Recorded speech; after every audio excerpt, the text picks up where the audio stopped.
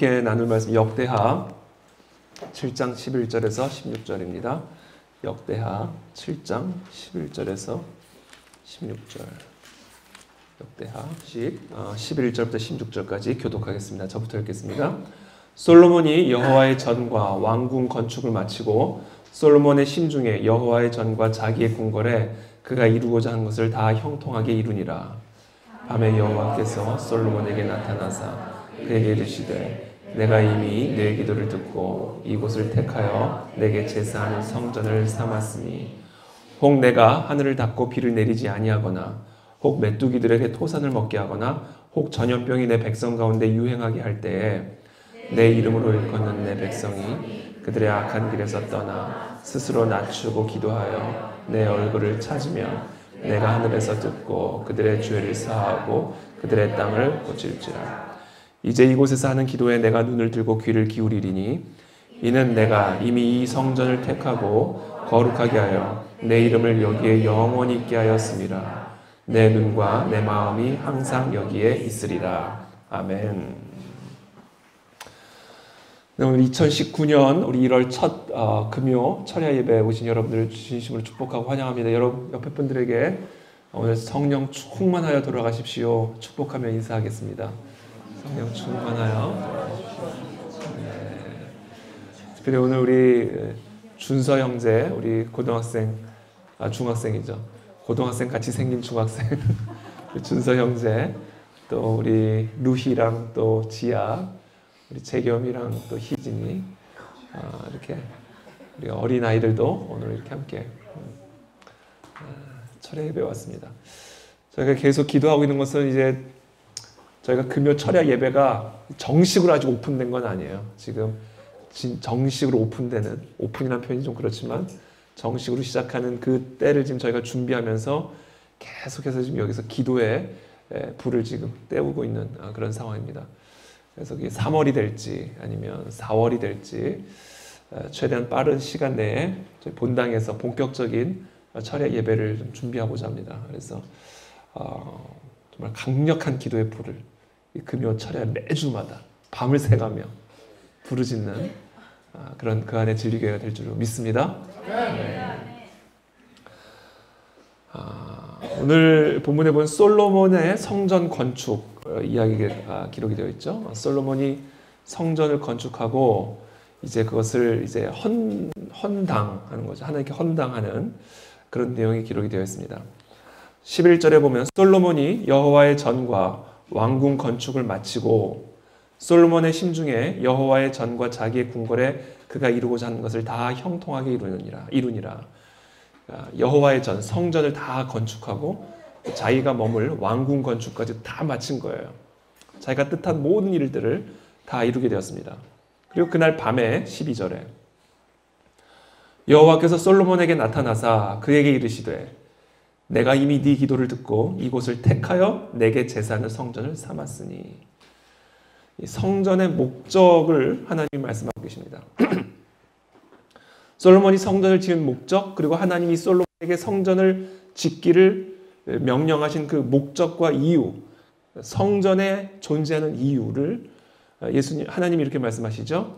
이곳을 택하여, 특별히 이 장소를 택했다라는 거예요. 똑같은 벽돌로 지었고 똑같은 땅 위에 세워졌고 다른 여타 건물과는 질적으로나 다른 면에서 모양은 좀 다를지 모르지만 이 땅에 있는 동일한 재료를 가지고 동일한 건물을 지은 것뿐이에요. 근데 하나님은 많은 곳 가운데, 많은 건물 가운데 특별히 성전을 택하셨다. 이렇게 얘기해요. 성전을. 그러면서 이 성전을 택하신 목적을, 왜 하필이면 이 성전을 택하셨는지 이 성전의 목적을 이렇게 얘기하세요. 이곳을 택하여 내게 제사하는 성전을 삼았으니 이렇게 말씀하십니다. 하나님의 성전은 하나님께 제사를 드리는 목적으로 세워진 것입니다. 하나님의 성전은 하나님께 제사를 드리는 목적으로 세워진 것이에요. 제사는 뭘까요? 제사는 뭐죠? 죄 사함입니다. 죄는 하나님의 심판을 통해서만 사해집니다. 그 외에는 다른 방법이 없어요. 죄는, 거룩하신 하나님은 이 죄의 문제를 어떻게 해결하시냐면 반드시 심판을 통해, 심판의 불을 통해 소멸시키심으로 죄를 씻어내시고 없애시고 소멸시키신다는 거예요. 죄를 해결하신 하나님의 유일한 방식은 심판이에요. 그 외에는 없습니다. 내가 거룩하니 너희도 거룩할지어다. 거룩하지 않은 것을 하나님이 해결하시는 단 하나의 방법은 진멸, 소멸, 심판이다라는 거예요. 심판.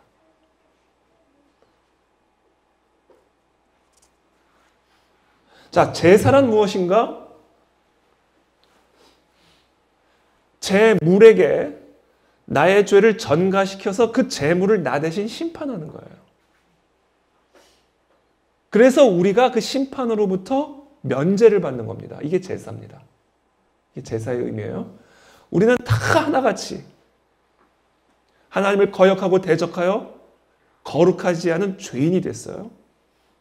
그렇기 때문에 우리에게 주어진 단 하나의 운명은 심판입니다. 영원한 심판. 제거함으로 죄의 문제를 해결하는 거예요. 영원한 지옥불의 태움으로 죄의 문제를 해결하시는 것. 이것이 하나님의 유일한 죄 해결책이에요. 그러나 하나님은 우리를 대신하여 제물을 죄인의 모양으로 이 땅 가운데 오게 하셔서 우리의 모든 죄를 전가시키시고 그 죄를 전가받은 그 제물을 우리를 대신하여 처절한 심판을 행하심으로 우리의 죄를 면제시켜 주셨다. 이게 제사입니다. 제사. 그러므로 제사의 목적은 뭐예요? 죄사함입니다. 제사의 목적은 죄사함이에요. 죄사함이 없이는 우리는 다 심판받아야 돼요. 완전한 진멸, 완전한 소멸, 깨끗한 제거를 받아야만 하는 존재들입니다. 저와 여러분들이. 그러나 하나님은 이 제사를 통하여 우리의 모든 죄를 제물에게 전가하여 그 제물을 대신 심판하심으로 우리는 그 심판으로부터 면제를 받고 죄 사함을 받았다. 이것이 제사다라는 거죠. 제사.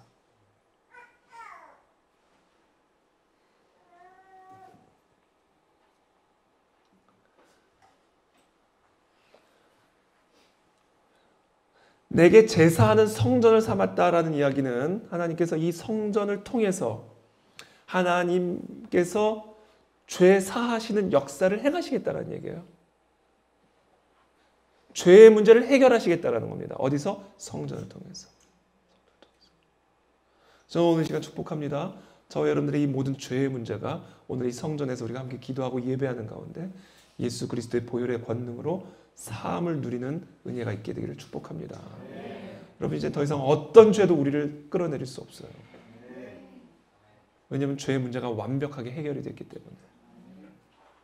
우리가 죄인이 아니어서가 아니라 우리를 대신하여 누군가가 그 심판을 받았기 때문에 우리는 깨끗한 죄 사함을 누리게 되었다라는 것이죠. 그 일을 위해서 하나님이 이 땅에 성전을 택하셨다.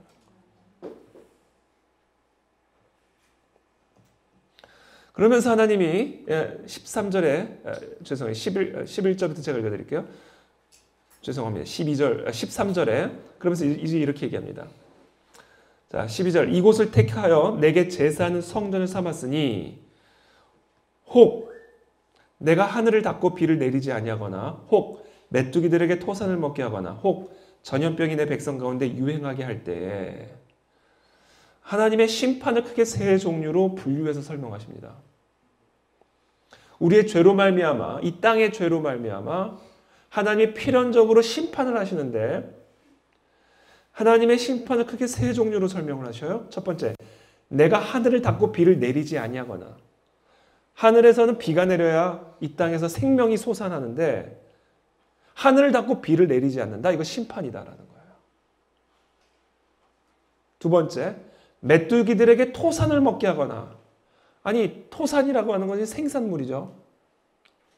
우리가 열심히 씨를 뿌리고 벼를 심어서 나온 열매는 사람이 먹어야 되는데 메뚜기 떼들이 다 먹어버리는 거예요. 사람들이 먹을 게 없어버리는 거예요. 그 심판이라는 겁니다.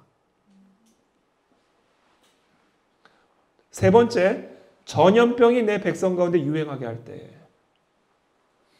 지금 크게 세 가지 심판의 종류를 말씀하신 첫 번째는 가뭄이에요. 가뭄. 하늘에서 비가 내리질 않아요. 그래서 물이 없어요. 또 땅이 메말라서 곡식을 맺을 수가 없어요. 가뭄이죠. 가뭄. 두 번째, 메뚜기들에게 토산을 먹게 하는 기근입니다. 기근. 사람이 먹을 게 없어요. 메뚜기가 다 먹어서. 기근이죠. 세 번째, 전염병이 유행하게 되는 거죠. 그래서 죽는 거죠. 사람들이 죽는 거죠. 이게 한마디로 이야기하면 이 세 가지를 분류를 해서 설명을 하셨지만 한마디로 이야기하면 이 세 가지 심판, 하나님의 심판은 총체적인 국가적인 재앙과 위기로 온다라는 거예요. National Crisis다. National Crisis. National Disaster라는 거예요. 국가적인 재앙과 위기다. 어떤 개인의 힘으로, 어떤 국가 지도자의 능력으로 어떻게 국민들이 힘을 모아서 극복할 수 있는 문제가 아니라 인간이 극복할 수 없고 해결할 수 없는 일종의 천재지변. 그러니까 이거예요. 인간의 힘으로는 아무것도 할 수 없는 상황. 이게 하나님의 심판이다. 그러니까 하나님의 심판은요. 인간의 힘으로 극복할 수 있는 거면 그건 심판이 아닌 거예요. 인간의 능력을 어떻게 해결할 수 있는 문제라면 인간의 지혜를 가지고 어떻게 뭔가 극복할 수 있는 문제라면 그건 심판이 아닌 겁니다. 그러니까 하나님의 심판은 한마디로 뭐예요? 인간의 힘으로는 아무것도 할 수 없는 절대적인 절망, 절대적인 재앙, 절대적인 위기. 그래서 죽을 수밖에 없는 상황입니다.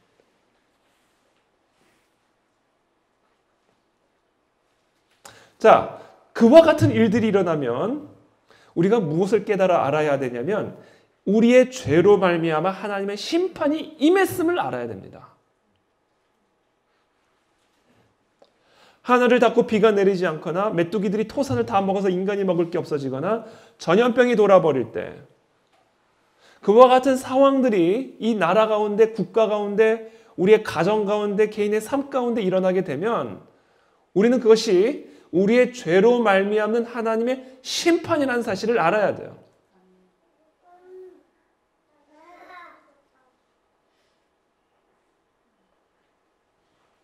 특별히 오늘 본문에서는 국가적인 너나 할 것 없이 모두가 겪는 재앙을 지금 이야기하고 있습니다.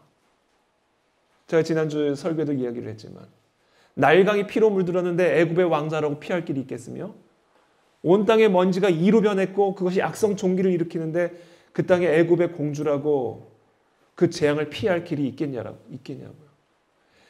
그러니까 한 나라 자체의 재앙이 임하면 그 나라 안에 사는 사람은 그 사람이 노아이든 다윗이든 모세이든 동일하게 심판을 받는 거예요. 그게 하나님의 심판이다. 땅이 통으로 심판을 받는 겁니다. 지금 저와 여러분들이 그와 같은 심판을 맡고 있다는 것을 알아야 된다는 것이 우리가. 지금 우리가 살고 있는 이 땅에 그와 같은 하나님의 심판이 우리의 죄로 말미암은 하나님의 심판이 이미 임했음을 우리가 보고 알고 깨달아야 된다는 거예요.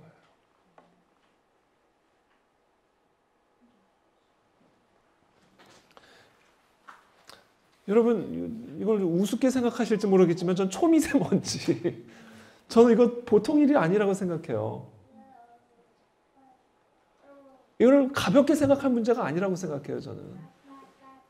저는 이것은 하나님의 심판의 사인이라고 저는 우리가 받아들여야 된다고 저는 믿습니다. 물고기가 물속에 사는데 그 물이 더러워져 버렸다. 물고기에 대한 심판이죠.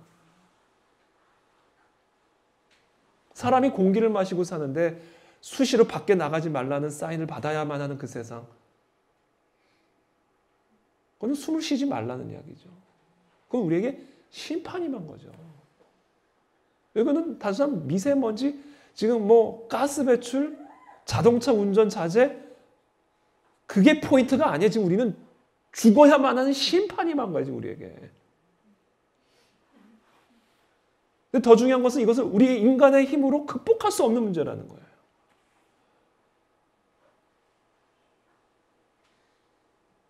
우리의 자구적인 노력으로 해결할 수 없는 문제라는 거예요, 이게.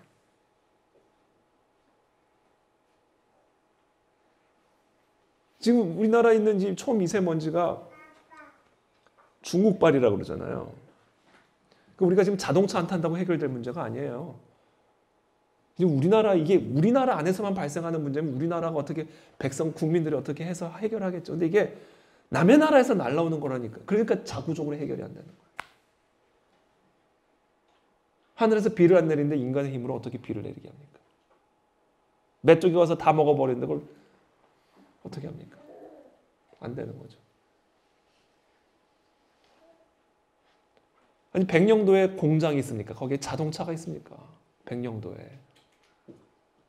근데 왜 백령도에 이렇게 초미세먼지가 많냐는 거예요. 그러니까 백령도에 살든 저 서해안에 뭐 외딴 섬에 살든 통으로 지금 다 초미세먼지 마시고 사는 거예요. 이게 뭐예요? 인간의 힘으로는 안 되는 거예요. 우리나라가 어디 딴 데 이사 가든지 그러기 전에는 안 되는 거예요.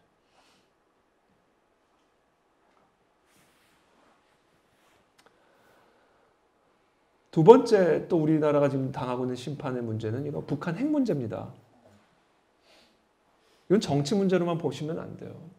이건 심판이에요. 이민족을 향한. 자구적인 노력으로 해결할 수 없는 문제입니다. 이거는. 한 번 핵을 만들었는데 그걸 포기한다고요? 그건 자살행위죠. 아니 이미 만들어 놓은 핵을 그걸 왜 포기를 해요? 그 핵은 절대로 포기 안 합니다. 그럼 우리는 평생 영구적으로 핵무기를 가지고 있는 저 북한 땅에 함께 살아야 되는 영구적인 위협이죠. 영구적인 위협.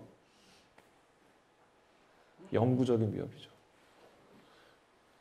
우리나라가 외교를 잘하면 될까요? 지금 열심히 남북 간의 평화 무드를 조성하기 위해 열심히 노력하고 계시지만 그렇게 한다고 핵 문제가 해결이 될까요?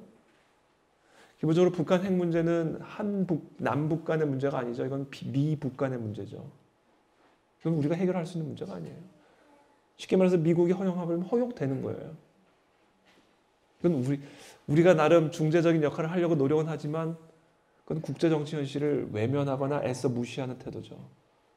우리가 우리의 힘으로 해결할 수 없는 문제입니다. 이미 우리 손을 떠난 문제예요. 미국과 북한 사이에서 해결될 문제죠.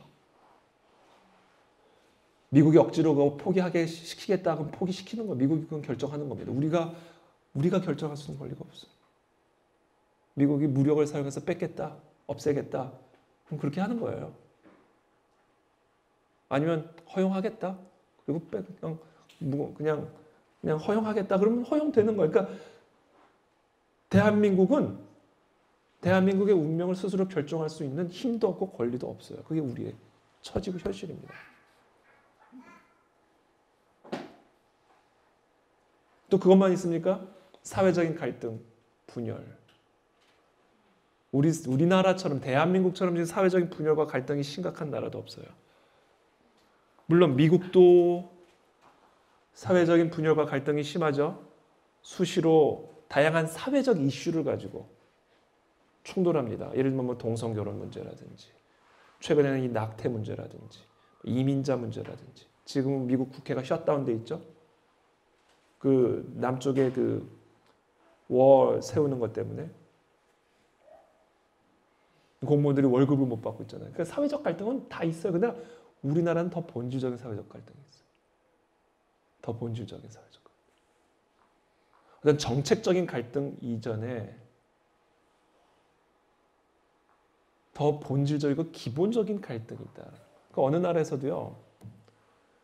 건국일이 언제냐를 가지고 싸우지는 않아요. 그러니까 아무리 갈등을 하고 충돌하고 전쟁을 해도요. 대한민국 생일 가지고 자기 나라 생일 가지고 싸우지는 않는다고요. 그러니까 우리는 아주 태생적인 갈등 구조를 가지고 태어난 거죠. 태생적인. 그러니까 이게 보통 심각한 갈등. 그러니까 이거는 절대로 해결 안 됩니다. 이거는 왜? 태생이 그렇기 때문에 그래요. 태생이. 절대로 해결 안 돼요. 이거는 불가능해요.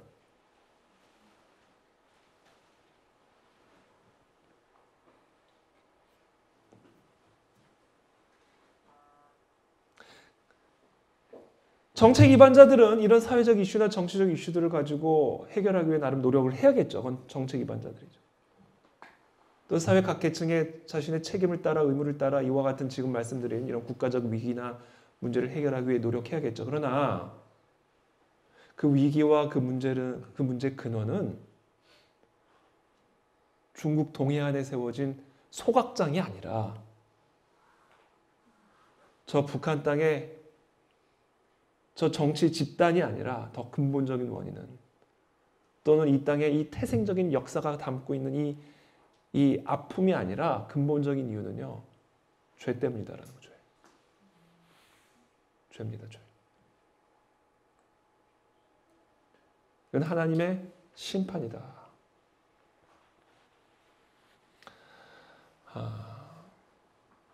그러므로 지금 말씀드린 이와 같은 모든 문제들을 우리가 보게 된다면, 볼 수 있다면 하늘을 닫고 비를 내리지 아니하거나 메뚜기들에게 토산을 먹게 하거나 전염병이 백성 가운데 유행하는 이와 같은 우리의 힘으로는 어찌할 수 없는 이 총체적인 국가적인 재앙과 위기의 심각성과 이 본질적인 위기를 우리가 정말 볼 수 있다면 이 모든 것이 우리들의 죄로 말미암은 하나님의 심판이라는 사실을 깨닫고 이 성전에 모여 무엇을 하라고 이야기하세요?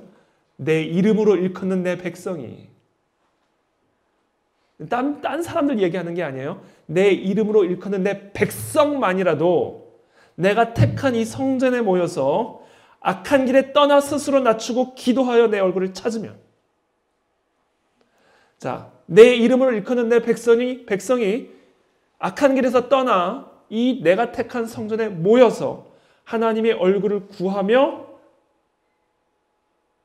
기도하면, 내 얼굴을 찾으면 하나님은 뭐라고 약속하고 계시냐면 내가 하늘에서 듣고 그들의 죄를 사하고 그들의 땅을 고칠지라, 이렇게 말씀하고 계십니다. 이것이 하나님이 성전을 택하신 이유예요.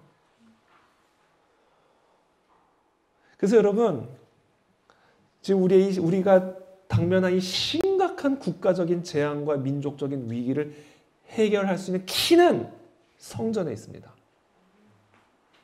그리고 그 모든 문제를 해결할 수 있는 키는 하나님의 백성으로 일컬음을 받는 저와 여러분들이 하나님의 얼굴을 구하며 악한 길에서 떠나 기도하고 부르짖는 그것에 키가 있다라는 거예요. 수가 중요한 게 아니에요, 여러분. 절대로. 지금 여기 계신 저와 여러분들이 악한 길에서 떠나 우리 개인의 삶부터, 여기 계신 한 사람 한 사람부터 악한 길에서 떠나 하나님의 말씀을 거역하는 삶에서 떠나 하나님의 말씀 가운데로 돌아오고 순종으로 돌아오고 우리의 삶이 하나님의 말씀에 뿌리를 내리는 그와 같은 악한 길에서 떠나 하나님의 얼굴을 구하며 부르짖으면 하나님은 그 기도를 듣고 먼저 우리의 죄를 사해 주신다. 우리의 죄를 사해 주신다. 그 다음에 그 땅을 고친다. 이게 순서입니다. 이게 순서예요. 그러니까 뭐냐면 이곳에 모여야 돼요. 우리가 이 성전에 모여야 됩니다. 이 성전에 모여서 우리가 이제 무엇을 해야 되냐면 악한 길에서 떠나기를 결단해야 돼요. 이게 이 나라 이 민족을 살리는 길입니다. 이게 이 나라 이 민족 가운데 하나님의 나라가 임하는 길이에요. 그 길이 뭐다고요? 피켓 시위하는 게 아니라 대사관 앞에 달려가는 게 아니라 저와 여러분들이 성전에 모여서 각자가 악한 길에서 떠나는 것에서부터 시작이 된다는 거예요.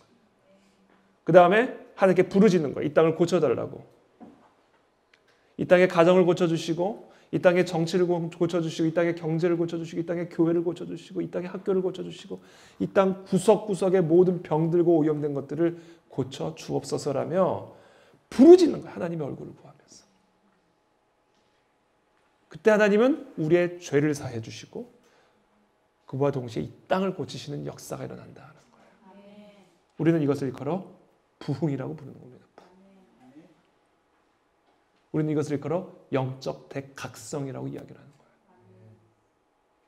이 성전에 모여 악한 길에서 떠나 하나님의 얼굴을 구하며 기도하고 부르짖음으로 우리의 죄 사함을 받고 이 땅이 구석구석 고침을 받는 역사들, 이게 영적 각성이고 부흥입니다. 우리 모두가 날마다 밤마다 간절하게 기도하고 부르짖고 사모해야 될 것이 바로 이 부흥이에요. 이 부흥만이 살 길입니다. 이 부흥만이 우리 아이들이 살 길이요, 이 나라 인족이 사는 길이요, 이 부흥만이 이 열방이 사는 유일한 길이다. 그래서 저는 우리 모든 그 안에 진리교 성도들은 정말 한마음 한뜻으로 이 부흥을 간절하게 원했으면 좋겠어요. 그래서 저는 이 금요 철야 예배도 이름을 금요 부흥 철야 회개 기도회로 바꿀까? 어떻게든지 부흥자가 들어갔으면 좋겠어요. 어떻게든지 뭐 리바이벌 프라이데이 미팅이라도 하든지 뭐 하여튼 모르겠어. 프라이데이 리바이벌이라고 하든지 하여튼 부흥. 우리 모든 성도들의 뇌리 속에 부흥. 이것만이 우리가 살 길이다. 이것만이 내가 살 길이고 우리 민족이 살 길이다. 그것을 위해 이 자리에 모여 새벽마다 수요일마다 금요일 밤마다 주일마다 하나님의 말씀을 듣고 우리가 악한 길에서 떠나고 하나님의 얼굴을 구하며 부르짖고 기도하며 나의 영혼이 소성하고 이 땅이 고침을 받는 이 부흥의 역사가 일어나게 하여 주시옵소서. 이것이 하나님이 성전을 택하신 이유다. 그럼 부흥은요, 언제나 거의 예외가 없어요. 이와 같은 영적 각성은요, 거의 예외가 없이 언제나 가장 어둡고 어려운 시기에 일어났습니다. 부흥은요, 예외가 없이 하늘에서 문이 닫혀 비가 내리지 않는 그때, 메뚜기가 토산을 다 먹어 해치우는 그때, 전염병이 유행하여 수많은 백성들이 죽어나가는 그때에 부흥이 시작이 됐어요.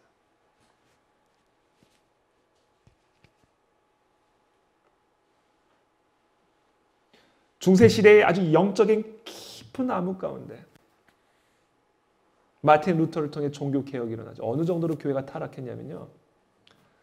제 이름이 정확하면 태체? 수도사인데 이름이 정확한지 모르겠어요. 태체 맞나요? 왠지 어색하지 왜 이렇게 이름이? 은전이 헌금통에 땡그랑 떨어진 그 소리와 함께 영혼이 연옥에서 천국으로 움직인다. 그렇게 설교를 했어요. 그 땡그랑 소리와 함께. 그거 가지고 성당을 지었다고. 그렇게 해가지고. 면죄부를 주고. 그러니까 죄 사함을 돈으로. 재물이 아니라 그리스도가 아니라. 돈 내면 죄 사함이 있는 거예요. 얼마나 타락한 거예요. 2단 중에 2단이죠. 그러니까 이 종교개혁이라고 하는 역사의 분기점이 되는 이 종교개혁이라는 이 어마어마한 위대한 영적 각성과 부흥이 언제 일어나는가? 교회가 가장 어둡고 가장 더럽고 가장 타락했을 때. 그때 마틴 루터라는 한 인물을 통해 영적 각성운동이 일어났다는 거죠. 계몽주의가 서구를 가로질러 가지고 완전 사상적 전염병이 그냥 서유럽 완전히 모든 서구 국가의 모든 사람들의 백성들의 사상을 다 전염시켜가지고 그동안 이 성경적 세계관에 뿌리를 내렸던 이 모든 서구인들의 사상을 인본주의적 세계관에 다 전염시켜놓고 오염시켜놓는 합리주의, 계몽주의. 이게 말이 다 좋잖아요. 합리주의, 계몽주의. 이거 다 하나님의 진리를 떠나야 그것이 합리고 이성이고 계몽이다. 결국 이거거든요. 이 세계관의 문제였죠. 철저하게 반기독교적이고 철저하게 반성경적이고 철저하게 하나님에게 적대적인 사상적 전염병이 마치 흑사병처럼 서유럽을 완전히 휩쓸어 버린 거예요. 바로 그러한 때에 18세기 1차 영적 대각성 운동, 바로 그러한 때에 19세기 2차 영적 대각성 운동. 강력한 영적 각성 운동이 영국과 미국에서 일어나게 되죠. 우리나라도 마찬가지예요. 1904년 러일 전쟁, 1905년 을사조약, 1910년 한일합. 나라를 우리 손으로 넘겨버렸잖아요. 말할 수 없는 민족적 순환과 위기 속에서 가장 강력한 영적 각성 운동이 두 차례에 걸쳐 강력하게 일어나게 되죠. 여러분, 오늘 이 말씀, 하늘을 닫고 비를 내리지 아니하거나 메뚜기들에게 토산을 먹게 하거나 혹 전염병이 내 백성 가운데 유행하게 할 때 내 이름을 일컫는 내 백성이 그들의 악한 길에서 떠나 낮추고 기도하면 그들의 죄를 사하고 그들의 땅을 고칠지라. 이것은요, 우리가 가장 총체적인 위기와 어둠 가운데 있을 때 하나님의 부흥의 역사를 약속하고 계신 메시지입니다. 그러니까 지금 우리가 통과하고 있는 이 모든 면에서의 총체적인 위기와 어둠은 부흥을 잉태하고 있는 순간들이에요. 출산을 앞두고 있는 순간들입니다. 해가 뜨기 전에 가장 새벽이 어둡다는 말도 있잖아요. 어둡고 어둡고 어둡고 어두우면서 빛이 나는 거예요. 지금 우리가 처한 이 시대적인 상황이 바로 그와 같은 때다라는 거예요. 그러므로 저와 여러분들이 지금 우리가 처한 이와 같은 시대적 상황을 이해를 하고 우리가 힘써 해야 할 일, 이 자리에 모여 우리의 죄를, 우리 악한 길에서 떠나 하나님의 얼굴을 구하며 기도하고 부르짖는 이것. 그래서 위로부터 내려오는 강력한 성령의 역사, 이 영적인 각성을 우리가 부르짖고 구해야 된다라는 것이죠. 저는 진짜 이 영적 각성을 우리 교회 안에서 일어나게 될 것을 저는 믿습니다. 그럼 우리 교회가 조나단 에드워즈가 심무했던 노스햄프턴 교회가 되지 말라는 법이 있습니까? 그런 법이 있으면 다 태워버리세요. 그건 법도 아니에요. 네? 우리 교회가 평양 장대형 교회가 되지 말라는 법이 있냐고요. 마치 법이 있는 것 같은 표정을 지금 짓고 계시는, 그런 법이 없어요. 유일한 법은 이거예요. 이와 같은 때에 악한 길에서 떠나 하나님의 얼굴을 구하고 부르짖으면 죄 사함 받고 땅을 고치는 영적 각성이 일어날, 이것이 유일한 법입니다. 이거를 하자는 거죠, 우리가.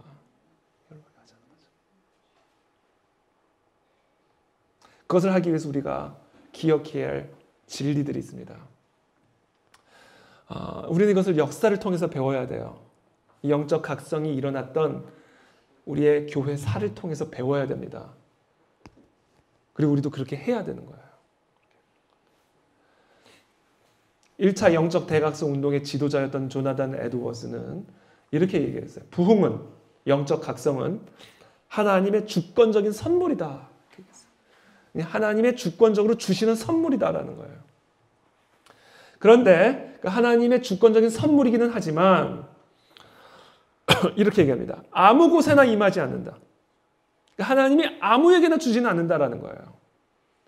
이건 우리가 얻고 싶다고 해서 얻을 수 있는 게 아니라, 우리가 억지로 취한다고 해서 취하는 게 아니라, 이것은 하나님의 주권적인 선택과 섭리로 주시는 거예요. 그냥 무조건 주셔야 돼요. 우리는 그냥 받을 수만 있을 뿐이지. 주시는 분은 하나님이라는 거예요. 그러나 아무에게나 주시지는 않는다. 아무 곳에나 주지는 않는다. 하나님이 그와 같은 주권적인 선물을 주시는데 어떤 곳에 주는가? 간절히 사모하는 곳에 주신다. 그러니까 우리 안에 간절히 사모함이 있어야 돼요. 우리 안에 이 영적 각성이 일어나는 것, 우리 교회 안에 이 영적인 불이 붙는 것에 대한 아주 간절한 사모함이 한 마음 한 뜻으로 있어야 됩니다. 그곳에 하나님이 선물을 주신다는 거예요. 그래서 저는 오늘 이 밤에 이것을 다 간절하게 사모하게 되기를 축복합니다. 여러분, 여러분들의 삶의 문제 해결하는 거 성령이 임하시면 해결이 되는 거예요. 여러분 개인의 삶의 문제뿐 아니라 이 사회적인 모든 문제들까지, 모든 문제의 근원이 되는 죄의 문제부터 그 죄의 모든 열매의 문제들까지 총체적으로 씻어내고 해결하시는 방법, 성령의 강림이다. 영적 각성. 여러분, 우리가 세부적으로 결혼 문제, 재정 문제, 건강 문제, 아니요, 성령이 임하시면 돼요. 성령이 임하시면. 영적인 각성이 일어나면 돼요. 우리가 죄에서 떠나면 되는 거예요.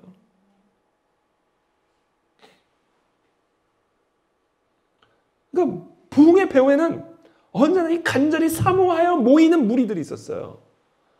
그리고 그 간절히 사모하는 무리들이 모여서 뭘 했는가? 기도와 말씀에 전념했다라는 거예요. 이게 법입니다. 이게 유일한 법이에요. 이게 영적 각성 운동의 유일한 법입니다. 이 부흥을 간절히 사모하는 자들이 성전에 모여 기도와 말씀에 오로지 전념하는 것. 그것만 우리가 하면 된다. 그러면 이 땅이 고침을 받고 이 땅에 통일이 이루어지고 마지막 예수 그리스도께서 다시 오시는 그 길을 예비하는 하나님의 나라와 통치가 이 땅 가운데 이루어져가는 그러한 나라와 민족으로 쓰임을 받는다라는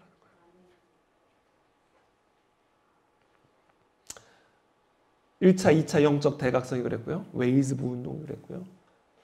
원산 부운동, 평양대 부운동이 다 그랬어요. 동일합니다. 간절히 사모하는 소수의 무리들이 성전에 모여 오로지 기도와 말씀에 전념할 때 웨일즈 부흥운동이 일어나고 영적 1차, 2차 각성운동이 일어났다. 특히 웨일즈 부흥운동 같은 경우는요. 제가 지금 이름이 정확하게 기억이 안 나는데 혹시 이름 기억나세요? 웨일즈 부흥운동의 주역. 이 사람은 광부예요. 광부. 탄광에서 제가 요새 이렇게 이름이 잘 기억이 안 나요.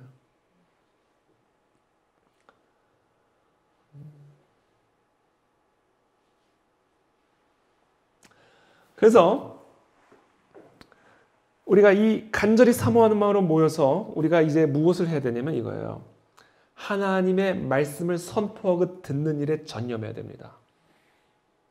말씀을 준비하고 말씀을 선포하는 자는 정말 생명을 걸고 기도하는 가운데 하나님이 주시는 말씀을 가감없이 대언하고 여기 앉아 계시는 그 말씀을 듣는 분들은 생명을 다해 그 말씀을 듣는 일에 전념하는 거예요.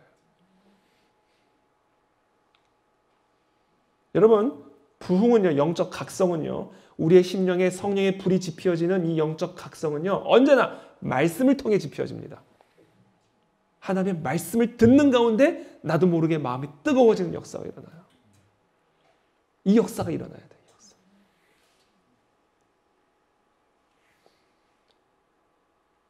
베드로의 설교를 듣고 그 설교를 듣는 가운데 강팍한 이스라엘 백성들의 심령이 찔림을 받기 시작하죠.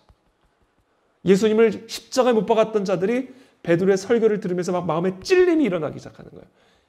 이와 같은 역사가 일어나야 된다는 거예요. 고넬료의 가정에서 베드로가 설교를 하니까 말씀을 듣는 모든 사람들 가운데 성령이 임하였다. 이렇게 기록되어 있어요. 데이비드 브레이너드는 인디안들을 선교했던 사람이죠. 그 사람이 뭐라고 자기 일기장에 기록을 하냐면 설교를 하는데 그 설교를 듣는 인디안, 야만인들이죠. 그 당시 인디안들은 야만인들이죠. 근데 그들이 이 설교를 듣는 가운데 이 성령에 압도당하는 모습에 설교하는 자가 압도를 당한 거예요. 이런 일들이 일어나야 된다. 근데 이런 일들이 사람의 기술로 되냐는 거죠. 아니라는 거죠. 간절히 사모하는 무리들이 기도하며 성령의 강림을 간절하게 사모하면서 말씀을 선포하고 말씀을 들을 때 이곳에 그와 같이 우리를 압도하는 성령의 역사가 일어난다. 부지불식간에 우리의 마음이 뜨거워지는 역사들이 일어나고 저는 제가 설교하는 가운데 우리의 예배 가운데 제가 가장 원하고 소원하는 기도의 점이 바로 그거예요. 각자의 심령 가운데 성령의 불이 지펴지는 거. 나도 모르게 말씀을 듣는데 마음이 뜨거워지는 거죠.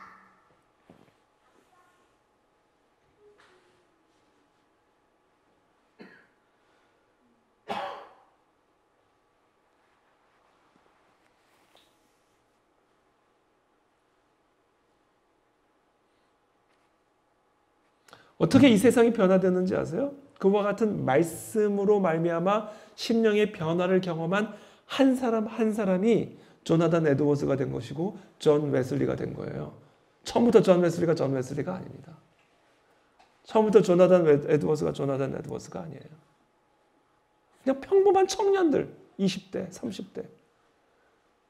평범한 청년들이 어느 날 하나님의 말씀을 간절히 사모하는 가운데 자신의 심령 가운데 붙여진 그 말씀의 불이 30배, 60배, 100배의 결실을 맺는 부흥의 도구로 쓰임을 받게 된 거예요. 그래서 여기 모이는 소수가 절대로 소수가 아니라니까요. 절대로 소수가 아니에요. 모인 사람의 수에 현혹당하면 안 돼요. 모인 사람의 수에 여기에 10,000명이 모이면 그만큼 더 강력한 역사가 일어나는 거예요? 아니에요. 아니에요. 고개를 이러시면 안 돼요. 아니에요. 아니에요.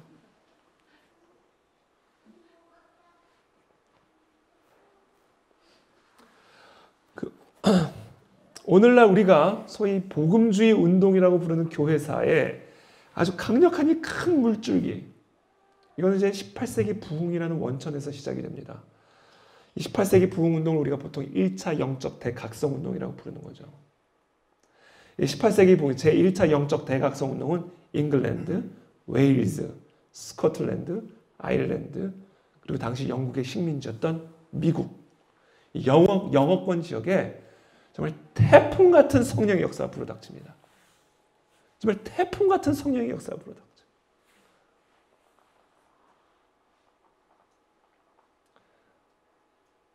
조지 휘필드, 존 웨슬리는 잉글랜드에서, 이 조지 휘필드하고 존 웨슬리라는 이 사람의 심령에 하나님의 말씀이 들어가 한 사람이 변화되어졌을 때 잉글랜드가 뒤집히는 거죠. 하월 해리스와 데니얼 롤런드는 웨일즈에서, 조나단 에드워즈와 길버트 테넌트는 당시 영국의 식민지였던 미국 땅에. 그 하나님이 하나님의 나라를 겨자씨에 비유를 하잖아요. 겨자씨는 작은 거죠. 근데 겨자씨가 딱 뿌려질 때 어마어마한 큰 나무가 되어지잖아요. 그거와 동일한 거예요. 저는 여기 태엽 형제가 조나단 에드워즈와 같이 되기를 축복합니다. 그렇죠? 되게 좋아하네. 그렇죠? 그렇게 될 거예요. 그렇게 될 수 있다는 거예요. 하나님의 말씀이 우리를 그렇게 바꾼다고요. 준서야. 그렇죠? 루이와 지아가. 그렇죠? 그때 꼭 이태희 목사님을 기억해 줘.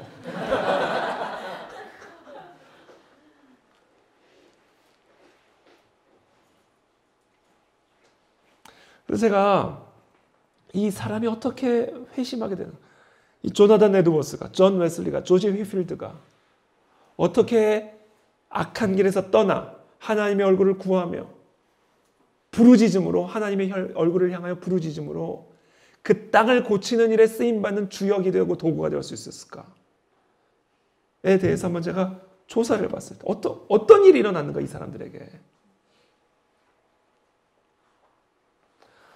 1721년 조나단 에드워스는 18살이었습니다. 18살.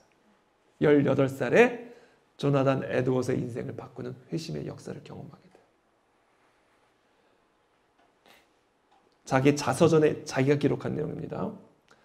내가 기억하기로 하나님과 하나님께 속한 일들에 대해 그렇게 내적이고 달콤한 기쁨을 맛본 첫 번째 경우는 디모데전서 1장 17절을 읽을 때였습니다. 언제요? 성경을 읽을 때. 디모데전서 1장 17절을 읽는 가운데 자기가 태어나서 처음으로 하나님에게 속한 내적이고 달콤한 기쁨을 맛보았다, 이렇게 기록되어 있어요. 여러분, 이 달콤한 기쁨이 성령의 불이에요. 하나님의 말씀을 듣는 가운데 처음으로 이 하나님에게 속한 달콤한 기쁨을 맛보는 거, 이게 조나단 에드워즈를 조나단 에드워즈로 만든 거예요. 저는 저와 여러분들이 하나님의 말씀을 들을 때 이와 같은 이 땅에 속하지 않은 하나님에게 속한 그 내적인 달콤한 기쁨을 맛보게 되기를 축복합니다. 이게 부흥의 씨앗이에요. 부흥의 전조들. 부흥의 전조들.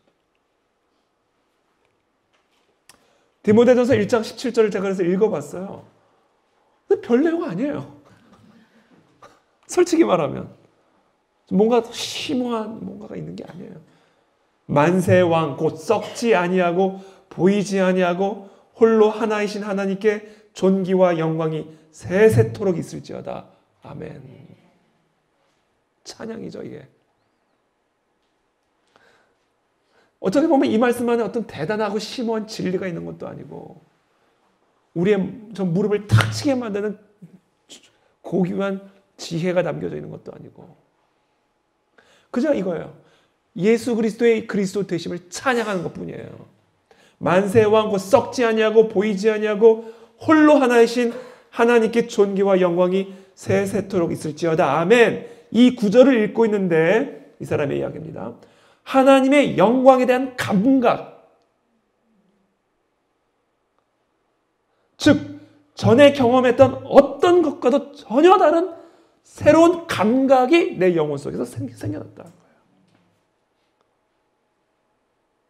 그리고 그 감각이 내 영혼 전체에 확산되었습니다. 이 감각이 살아나야 돼요. 이 영적인 감각이 우리 안에서 살아나야 된다고요. 이 하나님의 말씀 안에 있는 이 달콤한 것을 느낄 수 있는 감각, 이 하나님의 말씀 안에 있는 뜨거운 불을 느낄 수 있는 감각이 살아나야 된다. 이 영적인 감각을 감지해야 된다라는 거예요. 그것이 달콤할 수도 있어요. 때로는 찌르는 것일 수도 있어요. 그것이 때로는 뜨겁게도 올 수 있어요. 불처럼. 때로는 칼처럼 찌를 수도 있고, 꿀처럼 달 수도 있고, 비처럼 밝힐 수도 있고. 그건 다를 수 있어요. 근데 중요한 것은 내가 이전에 경험했던 그 어떤 것과도 전혀 다른 새로운 영적 감각이 살아났다. 이 감각이 부흥의 씨앗이다. 저는 이 말씀을 듣는 가운데 그와 같은 감각이 우리 가운데 살아나게 되기를 축복합니다. 감각이 일어나야 된다. 1735년 조지 휘필드는 21살이었습니다. 21살. 여러분 18세기 1차 영적 대각성에서 가장 위대한 인물을 딱 한 명만 꼽으라고 한다면 조지 휘필드입니다. 이 조지 휘필드는 당시 영어권 전 지역에 부흥이 일어나는데 촉매 역할을 하면서 국제적인 부흥 네트워크를 이룬 사람이에요. 1735년 21살 때 경험한 회심의 사건을 자신의 자서전에 이렇게 기록했어요. 제가 이것은 책을 가져와서 책을 읽어드릴게요.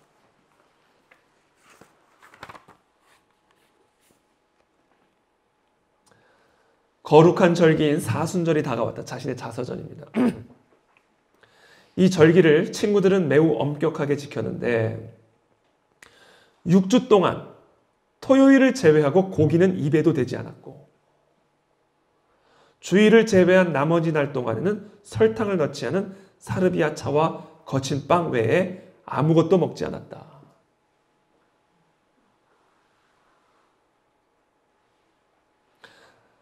나는 한 손의 일부가 완전히 얼어 까맣게 될 때까지 추운 아침에 계속해서 밖을 거닐었다. 이런 계속적인 금욕과 내적 투쟁으로 말미암아 마침내 나의 몸은 수척해졌다. 21살입니다.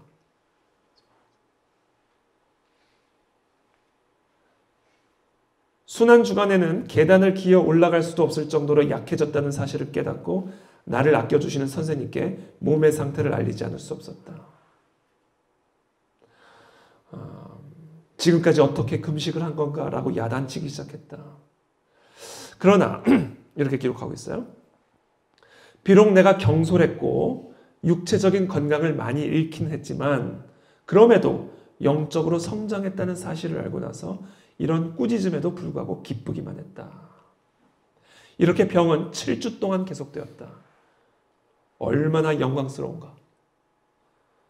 복된 성령께서는 이 기간 내내 나의 영혼을 정결케 해주셨다. 내 안에 집을 짓고 있던 이전에 내 모든 추잡함과 악명 높았던 죄악들, 심지어 내 마음의 죄까지 기억나게 하셨다. 나는 그런 일들을 즉시 기록했고 아침 저녁으로 하나님 앞에 고백했다. 뭐예요? 금욕이야, 금욕. 6주 동안 토요일을 제외하고 고기는 입에도 대지 않았고 주일을 제외한 나머지 날 동안은 설탕을 넣지 않은 사르비아 차와 거친 빵 외에 아무것도 먹지 않았다. 금욕이, 금식. 그러니까 이게 세상의 모든 것들을 다 먹고 누리면서 우리는 부흥을 기대할 수 없습니다. 육이 죽어야 영이 사는 거예요. 육이 죽어야. 나이가 중요한 게 아닙니다. 지금 21살짜리예요. 21. 나이가 중요한 게 아니에요. 간절한 부흥과 영적 각성을 사모하면서 굶기 시작한 거예요. 자기의 몸을 치는 거죠. 우리가 자기의 몸을 치지 않고는 부흥을 기대할 수 없습니다. 육이 죽어야 영이 살 수 있기 때문에. 사람이 떡으로만 사는 것이 아니라 하나님의 입에서 나오는 말씀으로 사는 것을 경험하려면 광야에 들어가 금식해야 되는 거예요.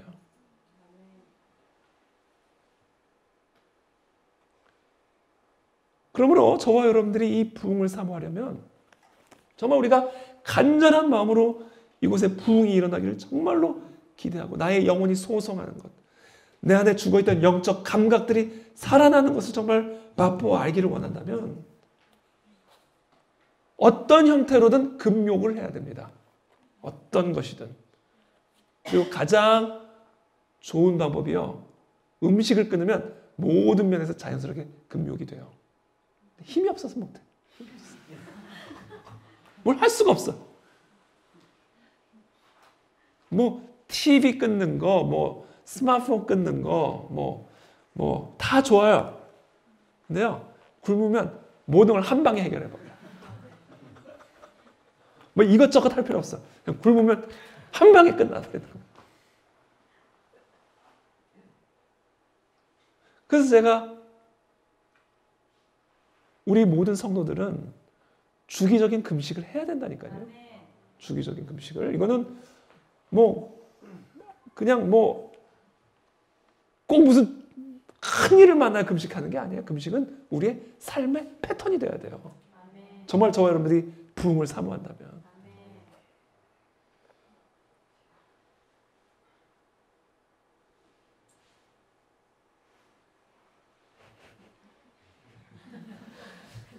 오늘 야식 있나요? 야식 있어요? 치킨과 떡볶이? 치킨은 밥이 아니에요. 괜찮아.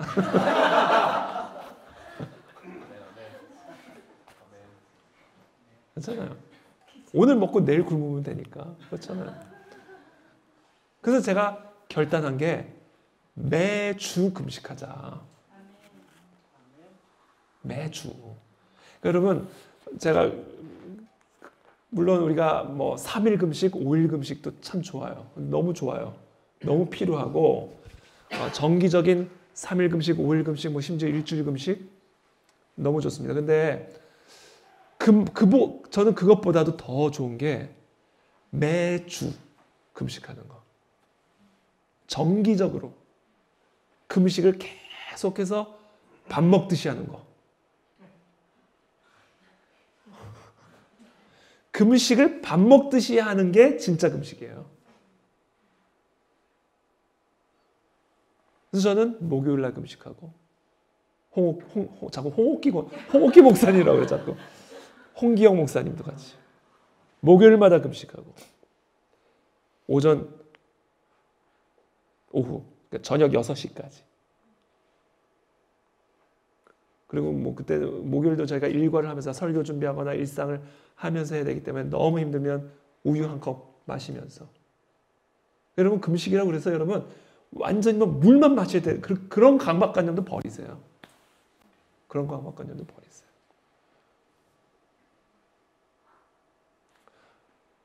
그렇게 하루 종일 금식하는 거죠. 매주 목요일마다. 우리 이진우 전도사님도 금식하고 있죠. 매주 금요일. 이제 매주 목요일로 바꿨어요. 또 내가? 홍기영 목사님이 그런 바리새인 같은 얘기를 하셨단 말이에요. 그런데 우리 강철민 전도사님 어디 계세요? 도망갔네. 나는 우리 교회 교역자들은 적어도 우리 동순 간사님도 목요일마다 금식하고 계시잖아요. 우리 교회 사역자들은 다 목요일에 금식하면 좋겠어요. 기본적으로 태엽 형제까지 포함해서 우리가 그렇게 모범을 보여 끌고 가야 따라오는 거예요. 그래서 저는 올 한 해 여러분들이 도전하게 되기를 바랍니다. 도전하게 되기를 바라요. 처음부터 하루를 완전히 금식하기는 힘들 수 있으니까 오전에 우유 한 컵 마신다. 힘들 때마다 우유 한 컵씩은 마신다. 우유에다 또 콘플렉 담아가지고 먹으면 안 돼요. 우유만 마시는 것처럼 막 그러면 안 되고 본인이 정말 이건 금식이라고 인정하는 수준으로 해야 된다. 그래서 제가 또 이번에 올 한 해 제가 다짐한 것은 잠을 줄인다. 잠을 줄인다. 잠을 줄인다. 이게 자꾸 웃을 일이 아니라니까요, 지금. 여러분, 간절히 원하면. 여기 결혼하신 분들 가운데 결혼 전날 밤 푹 늦잠 주무신 분 계세요? 결혼식을 기대하며. 밤잠을 설치죠. 하나님의 나라가 우리 가운데 임한다는데 성령이 우리 안에 강림하여 우리의 모든 죄를 사하고 우리의 모든 연약함과 병든 것들을 고치고 그런 우리들을 통해서 이 땅을 고치시겠다는데 잠이 오냐고요. 잠을 꼭 그렇게 자야겠냐고요. 늦게까지.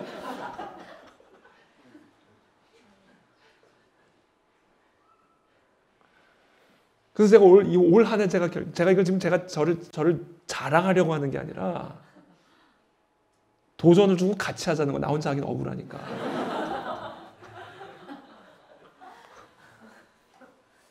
새벽 3시 기상. 일단 알람은 그렇게 해놨어요. 그래서 제가 평균적으로 보니까 3시 반 기상 보통. 30분 동안은 누워서 묵상.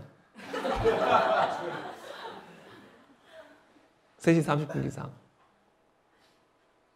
그리고 세수하고 뭐 때로는 샤워하고 이렇게 단장하고 무조건 교회로 나오는 거죠. 때로는 제가 그래서 요새 장모님하고 아내한테 혼나요. 새벽 기도 같이 못 나간다고. 제가 일찍 나오니까. 교회 4시에는 도착하니까. 그래가지고 제가 어쩔 때는 제 집에서 그냥 기도하고 그럼 또 시끄럽다고 기도한다고. 사는데 시끄럽다고 그렇게 혼내요 또.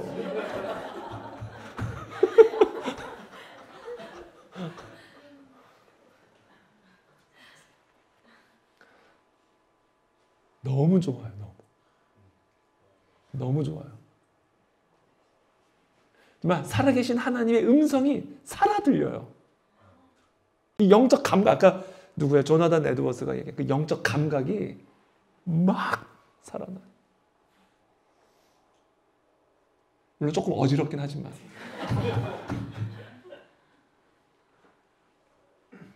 저 그걸 결단했어요. 그러고 나서 한 번은 월요일 날 4시 반에 일어났는데 얼마나 개운한지. 늦잠을 푹 자고 일어난 느낌 있죠? 4시 반에 일어났더니. 지금 저도 이제 조나단 에드워스급이 돼가는 건가 봐. 저는 그와 같은 우리 모두가 되기를 축복합니다. 육이 죽어야 돼요. 우리 육이 제일 못 죽는 부분이 2가지예요. 밥, 잠. 이것 때문에 우리가 살찌는 거 아니에요. 밥 먹고 자고. 자다 일어나서 또 먹고. 이 밥과 잠의 문제예요. 그러니까 이 밥과 잠의 문제를 싸워야 됩니다. 영적 각성을 영이 살아 영의 영적 감각이 우리 안에 회복되려면 밥과 잠을 죽이지 않으면 안 된다.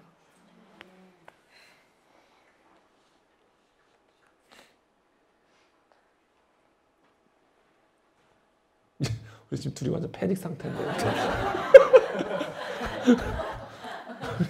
우리 지아랑 루이랑 지금 거의 패닉 상태. 그래서 지금 너무 이쁘지 않아요? 둘이 이렇게 앞에서 너무 이뻐요. 그렇다는 것이죠. 두 번째 있었던 게 아주 간절한 기도예요. 간절한 기도. 이 말씀 묵상과 함께 간절한 기도. 말씀을 가지고 기도하는 거예요. 이게 말씀 따로 기도 따로가 아닙니다.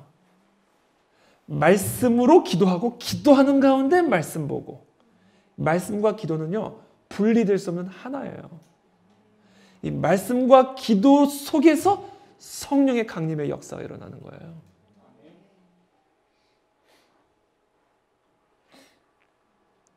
하나님은요, 세상을 다스리십니다. 믿으십니까? 여러분, 이 세상을 다스리는 분은 하나님이에요. 어떤 지도자가 아니에요. 이 세상을 다스리는 분은 하나님이에요. 근데 그 하나님이 일하는 방식, 기도하는 자들을 통해서다. 기도하는 자를 통해서. 이스라엘을 애굽의 속박에서 해방시키기 위한 하나님의 활동은 무엇으로 시작이 됐어요? 이스라엘 백성들의 부르짖음으로 시작이 됐어요. 그 부르짖음을 듣고 기억하신 거예요. 그리고 모세를 부르시고 일이 시작이 되는 거예요. 이게 모든 일이 뭐로 시작이 된다? 이스라엘 백성들의 부르짖음으로 시작이 된다. 세상을 다스리는 하나님, 역사를 주관하시는 하나님, 바로를 다스리시는 그 하나님을 움직이는 게 부르짖음이다.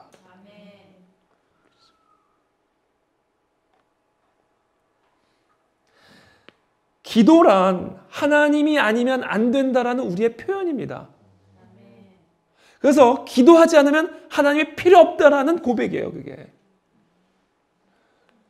우리가 기도한다라는 것은 하나님이 아니면 안 된다. 이 세상을 다스리는 분은 하나님이다. 하나님이 아니시면 아무것도 안 된다.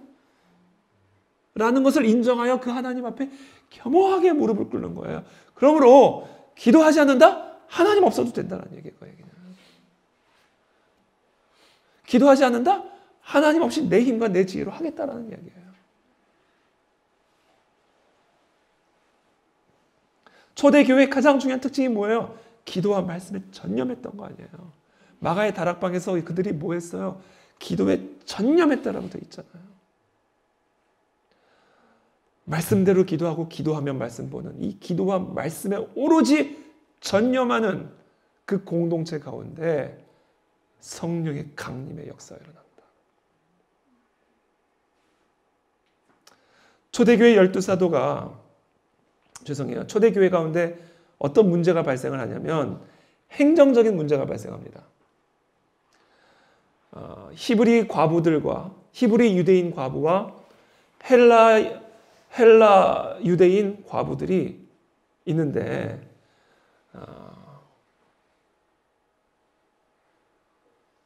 누가 빠졌죠?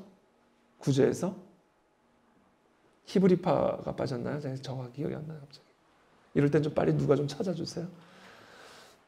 정확하게 해야 되니까. 사도행전 6장에. 헬라파 유대인이 빠졌나요? 히브리파 유대인이 빠졌나요? 그렇죠. 헬라파가 빠졌죠. 헬라파 유대인 과부들이 구제에서 배제되니까 컴플레인을 한 거예요. 교회 안에 갈등이 일어나는 거죠. 분쟁이 일어난 겁니다. 구제 사역에서 문제가 일어난 거예요. 그때 이 12사도가 무엇을 하냐면 성령과 지혜가 충만한 7사람을 집사로 세우고 그 7 집사들에게 이 모든 구제 사역을 완전히 일임을 하고 12사도들은 이렇게 이야기합니다. 우리는 오로지 기도하는 일과 말씀 사역에 힘쓰리라 이렇게 얘기합니다. 그러자 이 말씀의 능력이 점점 더 왕성하여 이 도에 복종하는 무리들이 허다하게 많아지는 부흥의 역사가 계속해서 일어나는 거죠. 그래서 우리는 특별히 우리 교역자들이죠. 우리 목사님, 전도사님, 우리 간사님, 우리의 이 목회자 팀, 교역자, 사역자 팀은 오로지 기도하는 일과 말씀 사역에 힘을 쓰는 것이 이 그 안의 진리교회 가운데 성령의 역사를 일으키는 원리다라는 거예요. 모일 때마다 기도하고 새벽마다 기도하고 가장 기도하는 일에 본을 보이는 것. 이것이 바로 그 안의 진리교회가 부흥하고 하나님께 쓰임받을 수 있는 길이다. 교역자뿐이 아니죠. 우리 모든 성도들이 일하면서 기도하고 기도하면서 일하고 모이면 기도하는 일에 힘을 쓰는 것. 항상 우리가 해야 할 일들이 참 많이 있지만 그러나 우리가 가장 최우선순위에 두는 것은 기도하고 말씀하는 일, 말씀 읽고 말씀 듣는 일에 전념하는 것. 이것이 교회의 본질이다. 말씀과 기도, 이것이 모든 부흥의 역사의 본질적인 DNA다. 그럴 때 마지막 세 번째 어떤 일이 일어나는가? 영혼 구원과 사회 개혁이 일어납니다. 첫 번째는 영혼 구원이 일어나요. 영혼 구원이라는 것은 마음의 혁명이 일어나는 거예요. 정신의 혁명이 일어나는 겁니다.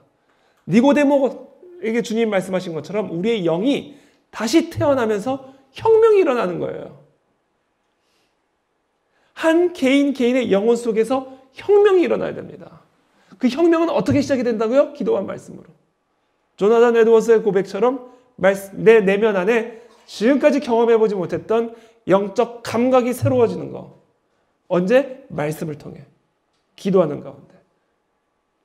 그것을 통해 우리의 영혼에 혁명이 일어나고 마음의 혁명이 일어나야 된다. 여러분, 놀라운 역사 기록이 있는데요. 1858년에 미국 정오 기도 부흥운동이 일어납니다. 1858년에 그해 3월부터 5월까지 3개월 동안 5만 명이 회심을 합니다. 5만 명. 2년 만에 몇 명이 회심을 했는지 아세요? 2년 만에 이 미국 정오 기도 부흥 운동 기간 이 2년 동안 100만 명이 예수님을 영접하고 회심합니다. 100만 명이. 그럼 베드로가 한 번 설교했더니 2,000명이 회심하잖아요. 3개월 동안 5만 명 회심하고요. 매주 10,000명씩 증가하고요. 교세가. 2년 만에 100만 명이 여호와께로 돌아오는 역사가 일어나요. 이게 뭐예요? 말씀과 기도의 역사를 통하여 영혼의 회심의 역사들이 일어나요. 주에서 떠나가고 말씀으로 돌아가는 일들이 일어나는 거예요. 이와 같은 강력한 역사가 일어났다. 근데 이 영적 각성이 한 개인 안에 일어나면 한 개인이 회심하고 깨어나는 것으로 그쳐지는 것이 아니라 사회가 구원을 받기 시작해요.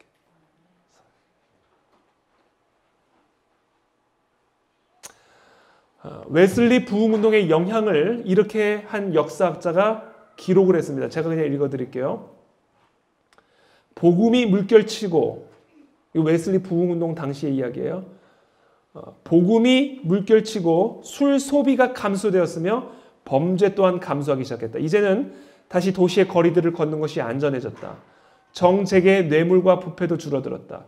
극장은 저속하고 음란한 곳이 아니라 진정한 예술의 장소로 변화되었다. 도박 행위도 거의 사라졌고 잔인한 스포츠는 법령으로 금지되었다. 모든 삶의 영역에서 부흥의 영향력이 느껴졌다. 전 사회 가운데 부흥의 영향력을 느꼈다라는 거예요. 그래서 이 영적 대각성 운동이 일어나는 곳마다 노예 문제, 마약 문제, 술, 담배 문제, 성 문제를 비롯한 사회적 문제들이 치유되기 시작했고요. 특별히 영국에서 웨슬리 부흥운동 기간에는 노예 문제, 감옥제도, 술 매매 등이 해결됐고 다양한 형태의 예컨대 미국 같은 경우는 YMCA, 구세군, 자선단체, 교육기관들이 설립이 되죠. 그래서 이 영국 복음주의 부흥운동을 통해서 실질적인 사회적 문제들이 해결되는 것을 직접 목도한 존 웨슬리가 이렇게 얘기를 했습니다. 그리스도의 복음은 단순히 종교적인 것이 아니라 사회적이며 단순한 거룩함이 아니라 사회적인 거룩함이다. 그러니까 개인의 영혼은 개인의 영혼뿐이 아니라 사회적인 구원으로 이루어지고 개인의 거룩함은 사회적인 거룩함으로 이루어진다. 이것이 부흥의 열매다라는 거예요. 이것이 영적 각성이고 부흥운동입니다. 이것만이 이 땅을 고침받을 수 있는 길이다. 이것을 위해 하나님은 그 안에 진리교회를 택하셨고 교회를 세우셨다. 그래서 오늘 이 시간